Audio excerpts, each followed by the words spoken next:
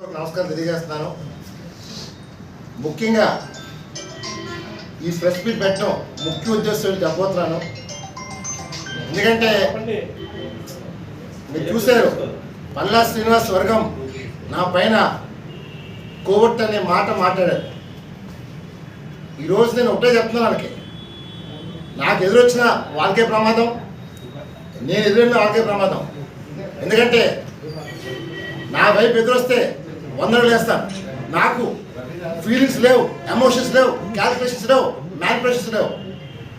చెప్పండి వాడికి, సెంట్రల్ అయినా స్టేట్ అయినా, పొజిషన్ అయినా అపోజిషన్ అయినా, పవర్ అయినా నేను దిగినంత వరకే. Once I enter history repeats again. The Palla Srinivas ఎవరు కౌంట్ డౌన్ స్టార్ట్స్ మొదలు చేస్తాను. మరి మనం చూసాం సింహాచలం ఇష్యూ. దీన్ని ప్రతిపక్ష పార్టీ వైసీపీ అని చెప్పుకునే వైసీపీ దాన్ని ప్రభుత్వం పైన బురద జల్లాలని చూస్తుంది. ముఖ్యమంత్రి బాధ్యత అంటది, మంత్రులు బాధ్యత అంటది, ఏమో మాట్లాడతారు పెద్ద మాటలు. నిజంగా ఆ సంఘటన చాలా బాధాకరం, అది చర్చపడం. కానీ పోలీస్ డిపార్ట్మెంట్ కానీ జిల్లా యంత్రాంగం కానీ వాళ్ళు చాలా బ్రహ్మాండంగా చేశారు తప్ప ఎటువంటి అవసరం జరగలేదు, ఆ ఒక ఇన్సిడెంట్ తప్ప. ముఖ్యంగా పోలీస్ డిపార్ట్మెంట్ ట్రాఫిక్ని ఎటువంటి ఇబ్బంది లేకుండా వాళ్ళు చాలా బ్రహ్మాండం చేశారు. మరి ఈరోజు జగన్మోహన్ రెడ్డి గారు మాట్లాడుతూ ప్రభుత్వం వైపు అంటారు. నేను ఒకటే అడుగుతాను, ప్రభుత్వం జగన్ ఉన్నా సరే, చంద్రబాబు ఉన్నా సరే, ఎవరున్నా సరే ప్రభుత్వానికి సంబంధం లేదు. కానీ ఒక సైకో వ్యక్తికి ప్రభుత్వం మీద మాట్లాడతారంటే అతని పరిపాలన ఎంతో అర్థం చేసుకోవాలని చేస్తారు. ఈరోజు మీరు చూసినట్లయితే ఆ సింహాచలంలో డిప్యూటీ ఇంజనీర్గా ఉన్న శ్రీహర్ రాజు, ఆయన ఒక ఫిట్టర్గా జాయిన్ అయ్యాడు, క్లీనర్గా జాయిన్ అయ్యాడు. అలాంటి వాడు డిప్యూటీ ఇంజనీర్గా ఉన్నాడు. అలాగే ఎగ్జిక్యూటివ్ ఇంజనీర్ శ్రీనివాస్ రాజు ఎన్ఎంఆర్గా చేరాడు. అలాంటి వ్యక్తి ఈగా ఉన్నాడు. మరి in-charge commissioner Ramachandra Mohan 1 week ముందు వచ్చి ఏం ఏర్పాటు చేసే ప్రశ్నిస్తారు. మరి గతంలో ఇదే రామచంద్ర మోహన్ ఈవోగా ఉన్నప్పుడు అప్పుడు ప్రిన్సిపల్ సెక్రటరీ జేసీ ప్రసాద్ గారు మన సీఎంఆర్ ఫంక్షన్ హాల్ దగ్గర ఒక సైట్ విషయంలో లెటర్ రాస్తే అప్పటికే కోర్టులో ఉంది మ్యాటర్.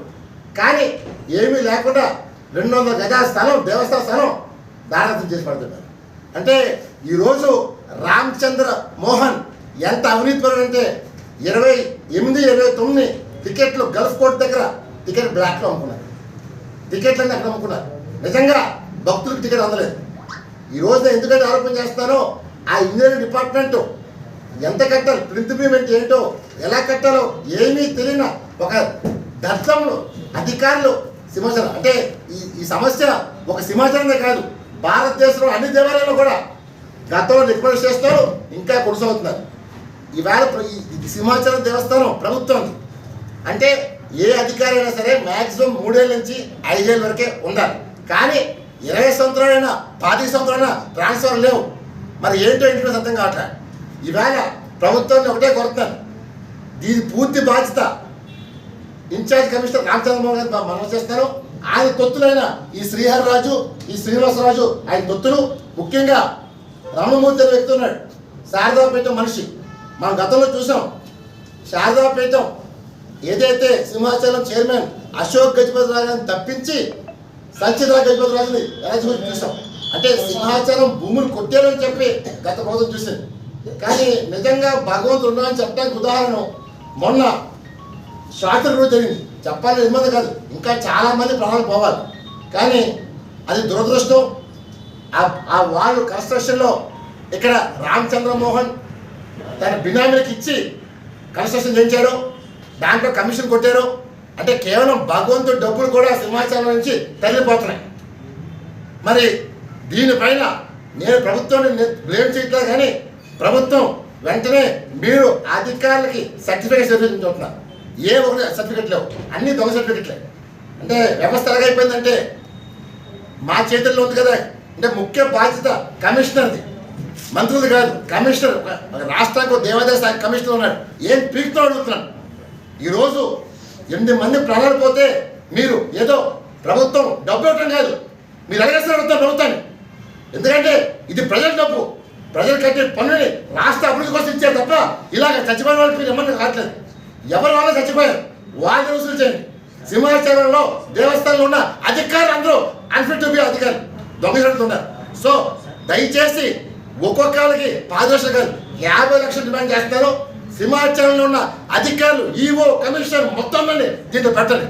అంతేకాని ప్రజలు డబ్బేస్తే మాత్రం తెలుగు శక్తి ఊరుకు మొదలు చేస్తున్నారు. ఈరోజు జగన్మోహన్ రెడ్డి గారు సైకోజ్ ఎలా తిరిగిపోయిందంటే మామూలుగా రాడు, సవాలు కనపడితే చాలు రాబందులాగా వాలిపోతున్నాడు. ఒక గద్ద మీద సవాలు పడతాం. అసలు నీకు బుద్ధి ఉందా అడుగుతున్నాను. ఈవేళ ఇది ప్రకృతి వైఫల్యం. ఆ రోజు ఎవరు ఊహించలేదు. గాలి వాన వస్తుంది, తుఫాను వస్తుంది, వర్షం పడుతుందని దేవస్థానం గాలి ఎవరు ఊహించలేదు. జరిగింది. అది బాధ్యత ఎవరు వహించాలండి? కమిషనర్. ఆ కట్టిన వాల్ కూడా సరైన కన్స్ట్రక్షన్ చేయాలి, టెంపరీ వాల్. ఇదంతా ప్రసాద స్కీమ్ నుంచి డబ్బులు డైవర్ట్ చేశారు. మరి ఇంత చేస్తుంటే ఈ అధికారుల్ని ఎందుకు వదిలేస్తారు అడుగుతారు. ముఖ్యంగా సింహాచలంలో ఉన్న అధికారులు ఎవరికి సర్టిఫికెట్ లేవు. దర్ ఆర్ నాట్ చదువుకోలేదు, దొంగ చదువుతున్నారు. మరి ఇలాంటి వాళ్ళు ఉంటే భగవంతుడికి అక్షరాలతో ఏం చెప్తున్నారు. దాన్ని ఒకటే కోరుతున్నాను, దయచేసి దీన్ని ఏదైతే సీఎం గారు ప్రకటించారో అది ఆత్మని చెప్పి డిమాండ్ చేస్తున్నాం. అధికారులు నిర్లక్ష్యం చేశారు కాబట్టి ఈ డబ్బు వాళ్ళ ద్వారా కట్ చేసి ఇప్పించాలి. అప్పుడే ముందు మిగతా శాఖలో కొన్ని శాఖలో ఒక భయం పుట్టుకొస్తుంది. చచ్చిపోతూ ఉంటుంటే ప్రభుత్వం ఇస్తుంటే వీళ్ళు భయం రావట్లేదు. అదే డెఫినెట్గా దీనికి అధికారులు శిక్షించాలని కోరుతాను. శిక్షణ కాదు, డబ్బు వస్తుంది కోరుతున్నాను. And number 2